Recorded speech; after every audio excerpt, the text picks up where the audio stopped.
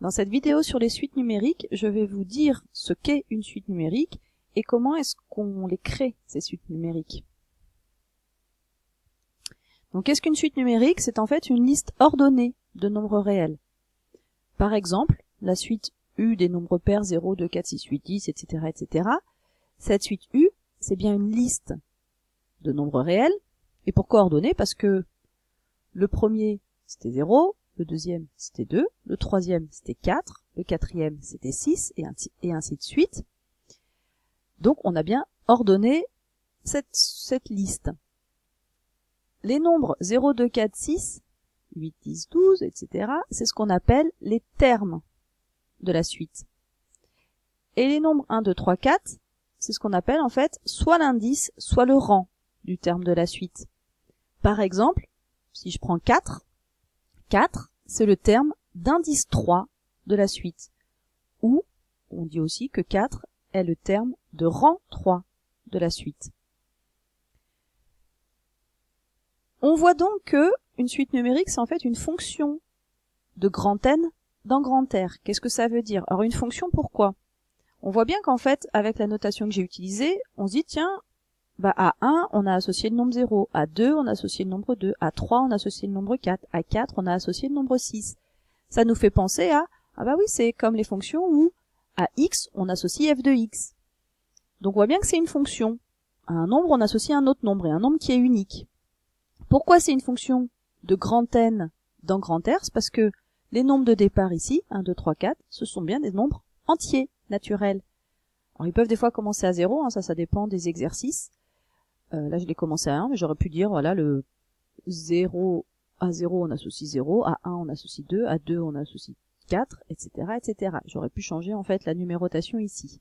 Mais on voit bien qu'en tout cas, ça doit rester des entiers naturels.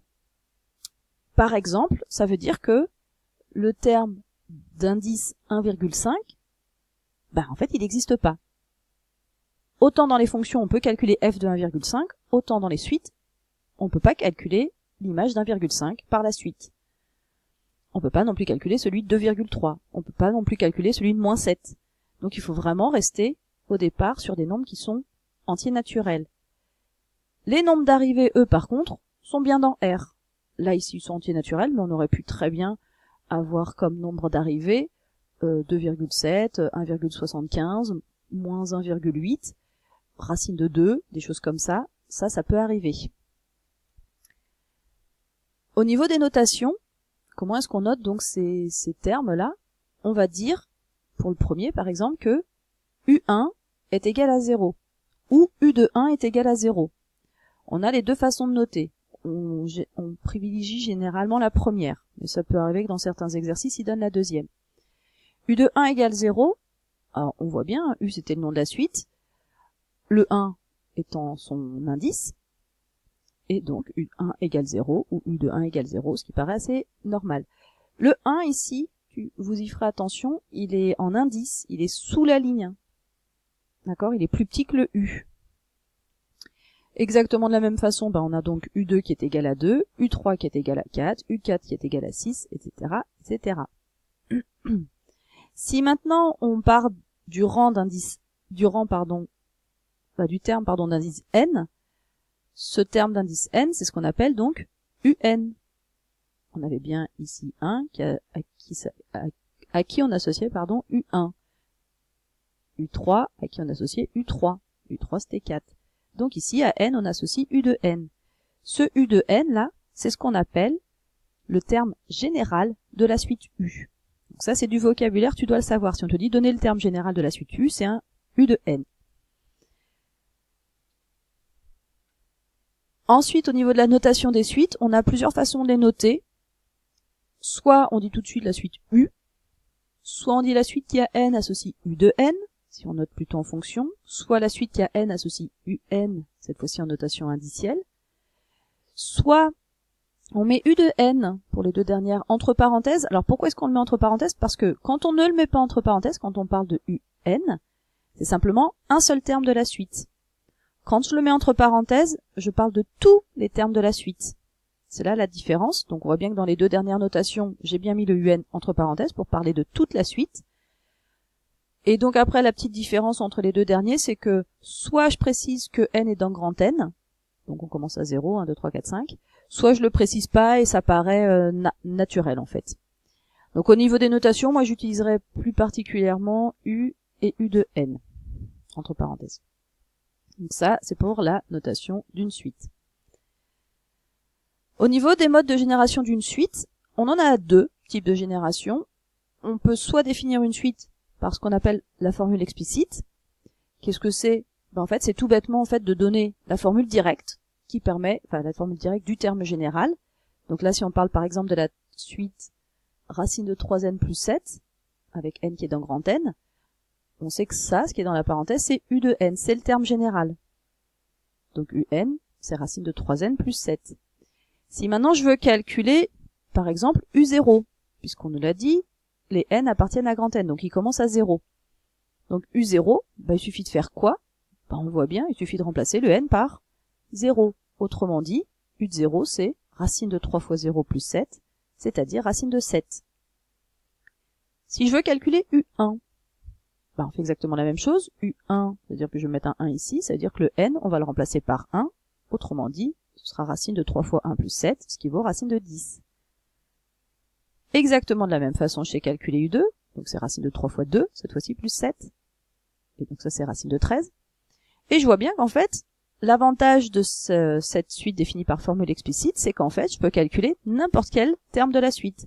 Si je veux calculer u10, il suffit de remplacer le n par 10, et ça nous donnera racine de 37, je sais le calculer. Donc ces suites définies par formule explicite, en fait, elles ressemblent aux fonctions, à la seule petite différence, parce qu'on disait tout à l'heure, c'est que les nombres de départ ne sont que dans grand N. Donc ça, c'est pour la première façon de générer une suite. La deuxième façon de générer une suite, c'est ce qu'on appelle par formule de récurrence. Par exemple, si on vous donne la suite U telle que U de 0 égale 8, et que U de n, UN plus 1 égale 3 fois UN moins 4. On voit bien qu'on nous donne donc le terme de départ, ici qui vaut 8, et on nous donne une relation après. Cette relation, c'est ce qu'on appelle la relation de récurrence. Pourquoi relation de récurrence? Parce qu'en fait, dans cette relation, on a besoin de UN pour calculer U de n plus 1. Mais c'est qui UN et UN plus 1? Qu'est-ce qu'ils ont comme lien entre les deux? UN, c'était le terme de rang n. L'autre, UN plus 1, c'est l'autre terme de rang n plus 1. Autrement dit, c'est le suivant dans la liste. Ça veut dire qu'en fait, pour calculer pour cette suite, pour calculer un terme de la suite, il faut que j'ai celui d'avant. On fait un petit exemple, on regarde un petit peu ce qui se passe dans cette suite. On sait que U0 donc c'est 8. Et si maintenant je veux U1, d'après ce que je viens de dire, il va falloir en fait utiliser le terme d'avant. Autrement dit, il va falloir utiliser U de 0. Donc U1 c'est 3 fois le terme d'avant moins 4. Mais le terme d'avant, c'était 8. Autrement dit, on va faire 3 fois 8 moins 4, c'est-à-dire 20.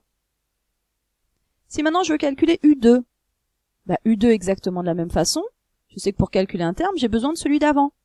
Donc pour calculer U2, j'aurai besoin de U1. Autrement dit, U2, ce sera 3 fois U1 moins 4. Mais U1, on vient de le calculer, on s'en sert, c'est 20, donc on va faire 3 fois 20 moins 4, autrement dit 56. Et etc., etc. Je peux calculer U3, U4, U5.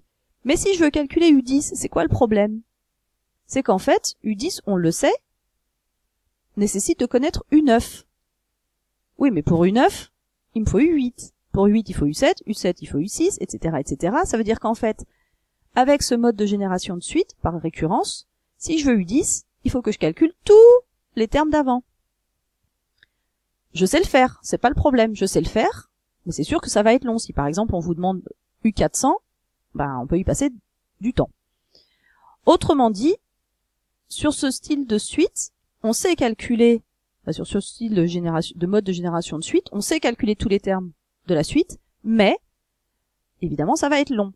Donc généralement sur ce style de suite, on va essayer de trouver une formule directe, si on peut, donc une formule explicite, pour revenir sur le mode de génération précédent, et pour connaître un petit peu plus de choses. Donc voilà ce que vous avez à savoir sur les suites pour le début.